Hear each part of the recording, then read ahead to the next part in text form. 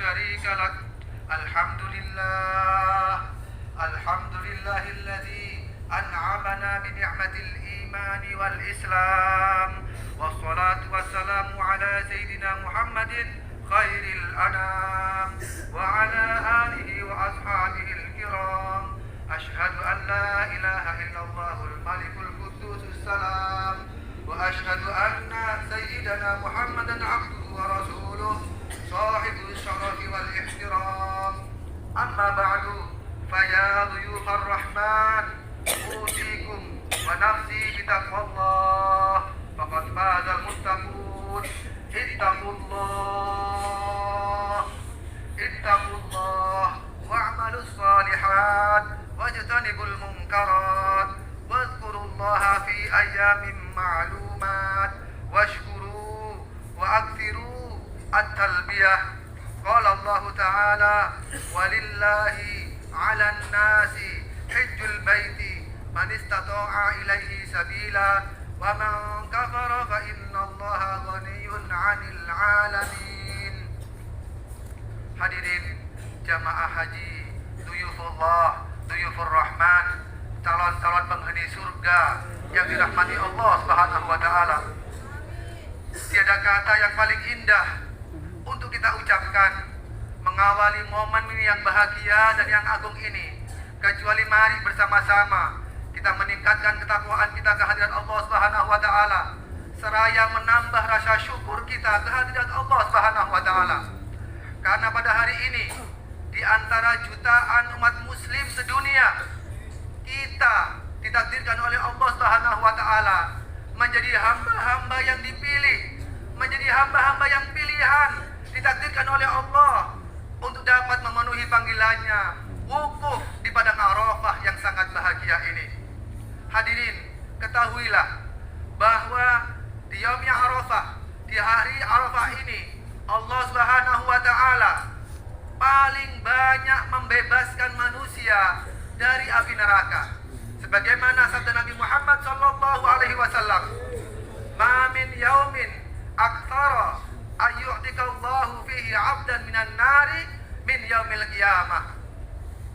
Di antara hari-hari yang paling banyak ketika Allah Subhanahu wa taala membebaskan manusia dari api neraka yaitu di hari Arafah. Misalnya sudah ditentukan nama-nama yang sudah tercantum menjadi penduduk surga, penduduk neraka. Pada hari ini Allah Subhanahu wa taala banyak menghapusnya para hadirin sekalian. Mudah-mudahan nama-nama kita dihapus oleh Allah Subhanahu wa taala sebagai penduduk neraka dan dicatat oleh Allah Subhanahu wa taala menjadi penduduk surga Allah Subhanahu wa taala. Amin. Yang kedua, ketahuilah bahwa pada hari ini Allah Subhanahu wa taala membangga-banggakan orang yang wukuf di padang Arafah di hadapan para malaikat-malaikatnya.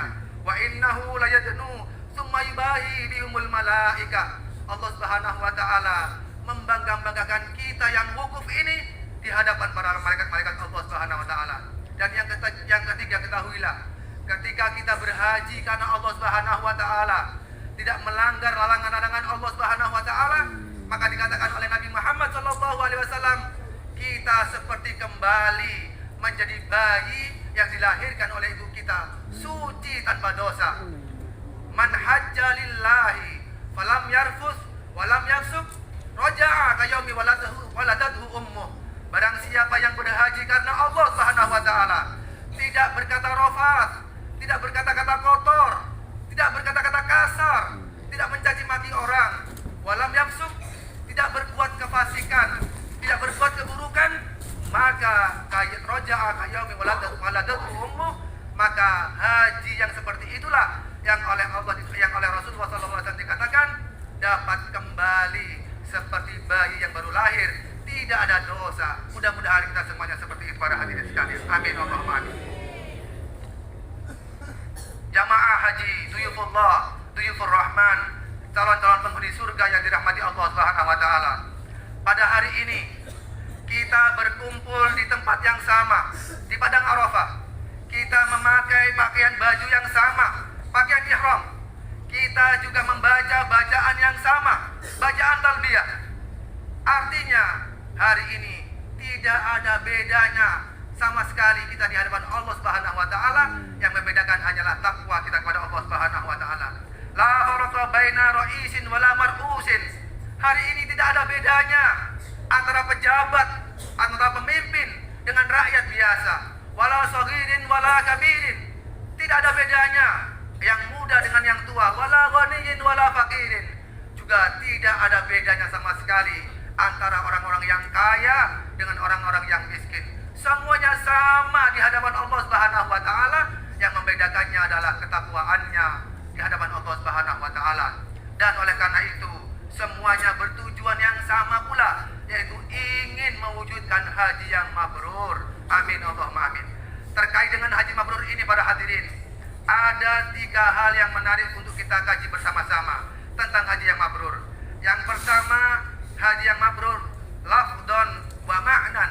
Yang kedua, haji yang mabrur lafdon wala ma'nan.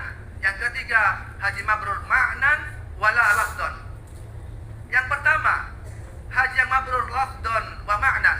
Artinya lafdon adalah orang itu fisiknya hadir menunaikan ibadah haji seperti kita, melaksanakan manasik haji dengan benar, meniatkan lillahi ta'ala, menjauhi larangan-larangan haji, maka itu haji mabrur, haji yang sah secara lafdon.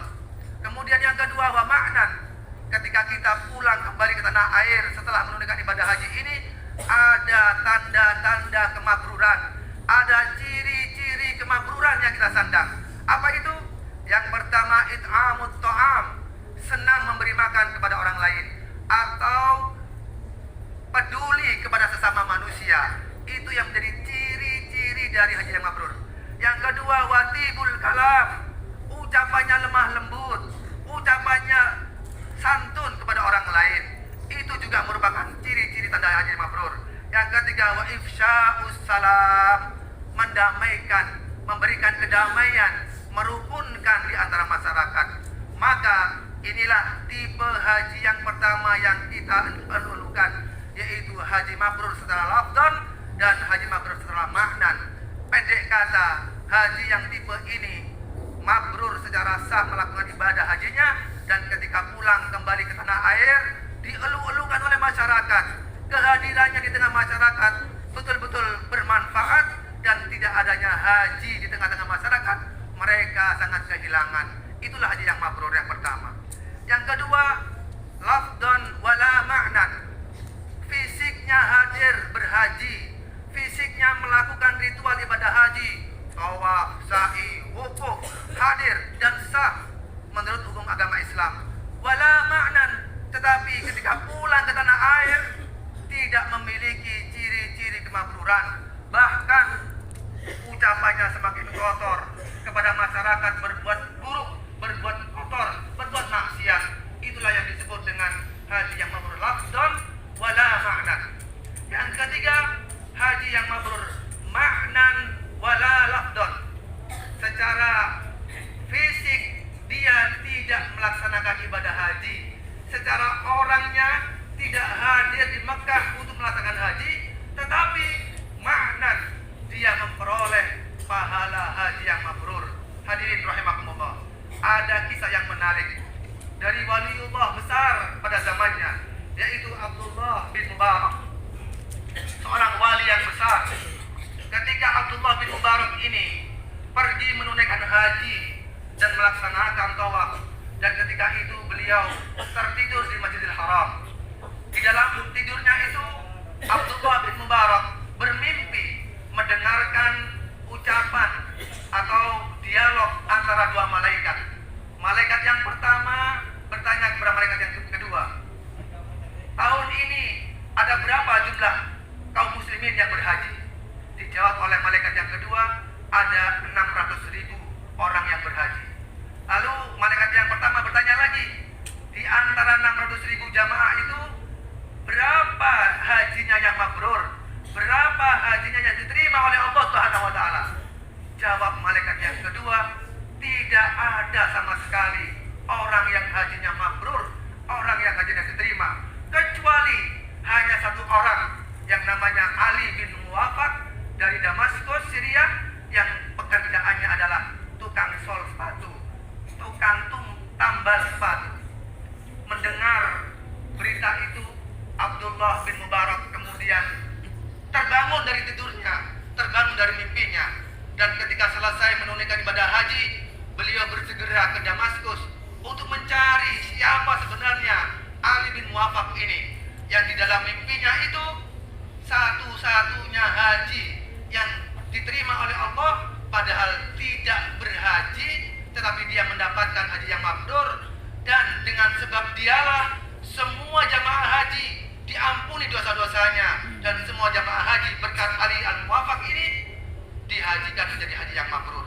Maka ketika Abdullah bin Mubarak bertemu dengan Ali bin Muwaffaq di Damaskus, Abdullah bin Mubarak bertanya, "Wahai Ali bin Muwaffaq, aku bermimpi seperti ini. Apa amalan kamu?" Kata Ali bin Muwaffaq, "Ketahuilah wahai Abdullah bin Mubarak, aku mengumpulkan uang untuk bisa berhaji selama 40 tahun lamanya. Aku cicil, aku tabung dari hasil jerih payahku, dari sebagai sol sepatu, sebagai tambal sepatu,